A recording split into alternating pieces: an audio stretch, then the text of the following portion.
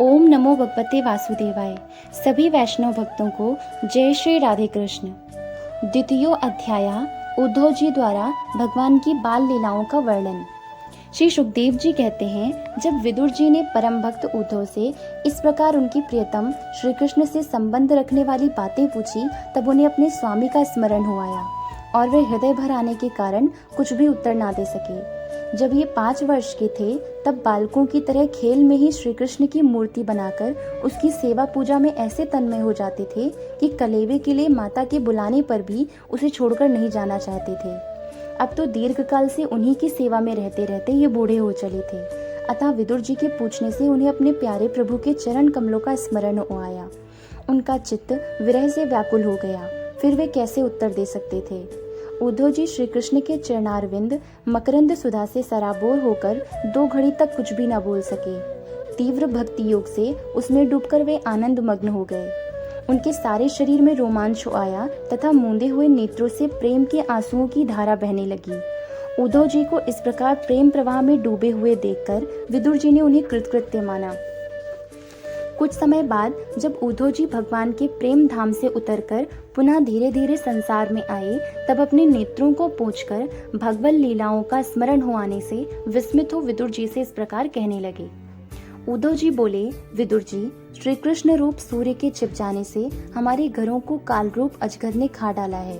वे श्रीहीन हो गए हैं। अब मैं उनकी क्या कुशल सुनाऊं। ओह, यह मनुष्य लोग बड़ा ही अभागा है।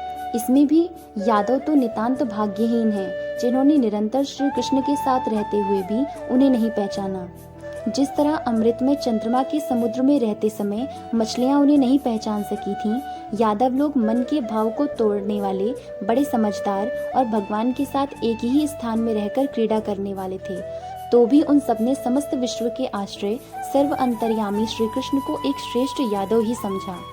किंतु भगवान की माया से मोहित इन यादवों और इनके स्व्यर्थ का वैर ठानने वाले शिशुपाल आदि के अवहेलना और निंदा सूचक वाक्यों से भगवत प्राण महानुभावों की बुद्धि भ्रम में नहीं पड़ती थी। जिन्होंने कभी तप नहीं किया, उन लोगों को भी इतने दिनों तक दर्शन देकर अब उनकी दर्शन लालसा को तृप्त किए बिना ही वे भगवान श्री कृष्ण अपने त्रिभुवन मोहन श्री विग्रह को छिपाकर अंतर्धान हो गए हैं और इस प्रकार उन्होंने मानो उनके नेत्रों को ही छीन लिया है। भगवान ने अपनी योग माया का प्रभाव दिखाने के लिए मानव लीलाओं के योग्य जो दिव्य श्री विग्रह प्रकट किया था, वह इतना सुंदर था कि उसे देखकर सारा जगत तो मोहित हो ही जाता था, वे स्वयं भी विस्मित हो जाते थे।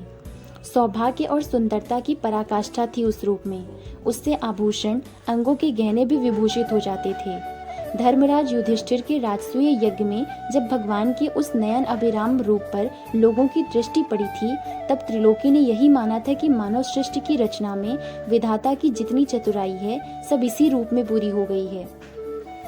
उनके प्रेमपूर्ण हास्य विनोद और लीला में चितवन से सम्मानित होने पर व्रज बालाओं की आंखें उन्हीं की ओर लग जाती थीं और उनका चित्त भी ऐसा तल्लीन हो जाता था कि वे घर के काम धंधों को अधूरा ही छोड़कर जड़ पुतलियों की तरह खड़ी रह जाती थीं। चराचर जगत और प्रकृति के स्वामी भगवान ने जब अपने शांत रूप महात्माओं को अपने ही घोर रूप असुरों से सताए जाते देखा, तब वे करुणा भाव से द्रवित हो गए और अजन्मा होने पर भी अपने अंश बलराम जी के साथ काष्ठ में अग्नि के समान प्रकट हुए। अजन्मा होकर भी वसुदेव जी के यहाँ जन्म लेने की लीला करना, सबको अभय देने वाले होने पर भी मानो कंस के भय से व्रज में जाकर छिप रहना और अनंत पराक्रमी होने पर भी कालिया वन के सामने मथुरापुरी को छोड़कर भाग जाना। भगवान की ये लीलाएं याद आकर मुझे बेचैन कर डालती हैं। उन्होंने जो देवकी वसुदेव की चरण वंदना करके कहा था, पिताजी, माताजी, कंस का बड़ा भय रहने के कारण मुझसे आपकी कोई सेवा न बन सकी। आप मेरे इस अपराध पर ध्यान न देकर मुझ पर प्रसन्न हो। श्री कृष्ण की ये बातें जब याद आती हैं, तब आज भी मेरा चित्त अत्यंत व्यथित हो जाता है। जिन्होंने काल रूप अपने भ्रकुटी विलास से ही पृथ्वी का सारा भार उतार दिया था, उन श्री कृष्ण के पाद पद्म पराग का सेवन करने वाला ऐसा कौन पुरुष है जो उसे भूल सके। आप लोगों ने राजसूय यज्ञ में प्रत्यक्ष ही देखा था कि श्री कृष्ण से द्वेष करने वाले शिशुपाल को वह सिद्धि मिल गई, जिसकी बड़े बड़े योगी भली भांति योग साधना करके स्पृहा करते रहते हैं। उनका विरह भला कौन सह सकता है। शिशुपाल के ही समान महाभारत युद्ध में जिन दूसरे योद्धाओं ने अपनी आंखों से भगवान श्री कृष्ण के नयन अभिराम मुख कमल का मकरंद पान करते हुए अर्जुन के बाणों से बिंधकर प्राण त्याग किया, वे पवित्र होकर सबके सब भगवान के परम धाम को प्राप्त हो गए। स्वयं भगवान श्री कृष्ण तीनों लोगों के अधीश्वर हैं, उनके सामने भी कोई नहीं है, इनसे बढ़कर तो कौन होगा। वे अपने स्वतः सिद्ध ऐश्वर्य से ही सर्वदा पूर्ण काम हैं।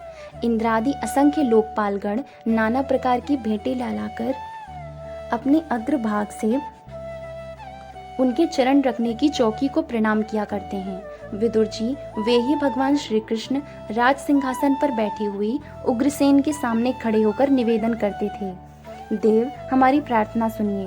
उनकी इस सेवा भाव की याद आते ही हम जैसे सेवकों का चित्त अत्यंत व्यथित हो जाता है। पापिनी पूतना ने अपने स्तनों में हलाहल विष लगाकर श्री कृष्ण को मार डालने की नियत से उन्हें दूध पिलाया था। उसको भी भगवान ने वह परम गति दी जो धाय को मिलनी चाहिए। उन भगवान श्री कृष्ण के अतिरिक्त और कौन दयालु है जिसकी शरण ग्रहण करे।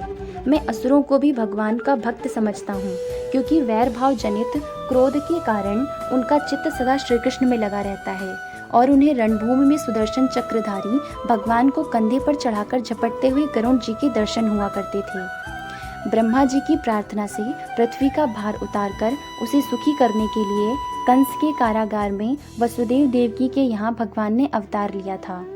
उस समय कंस के डर से पिता वसुदेव जी ने उन्हें नंद बाबा के व्रज में पहुंचा दिया था, जहाँ वे बलराम जी के साथ 11 वर्ष तक इस प्रकार छिपकर रहे कि उनका प्रभाव ब्रज के बाहर किसी पर प्रकट नहीं हुआ। यमुना के उपवन में जिसके हरे भरे वृक्षों पर कलरव करते हुए पक्षियों के झुंड रहते हैं, भगवान श्री कृष्ण ने बछड़ों को चराते हुए ग्वाल बालों की मंडली के साथ विहार किया था। वे व्रजवासियों की दृष्टि आकृष्ट करने के लिए अनेकों बाल लीला उन्हें दिखाते थे। कभी रोने से लगते, कभी हंसते और कभी सिंह शावक के समान मुग्ध दृष्टि से देखते।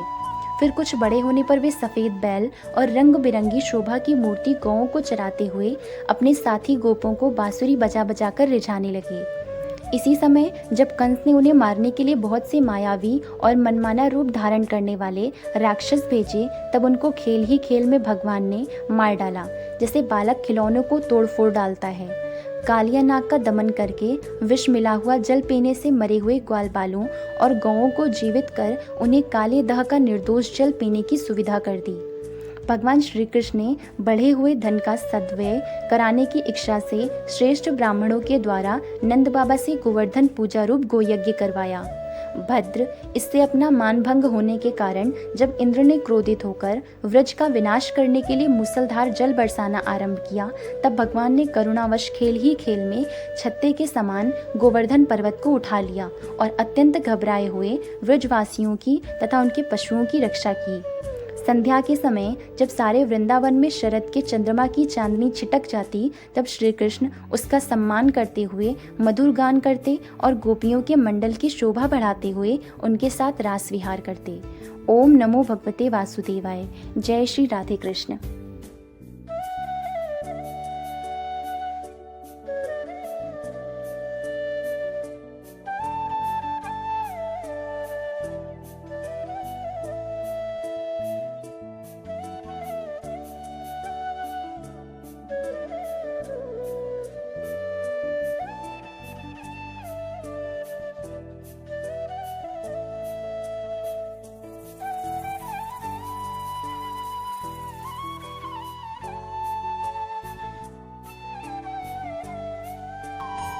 Like and subscribe the Kanha's Introvert Yogini and stay tuned for the next videos. Jai Shri Radhe Krishna.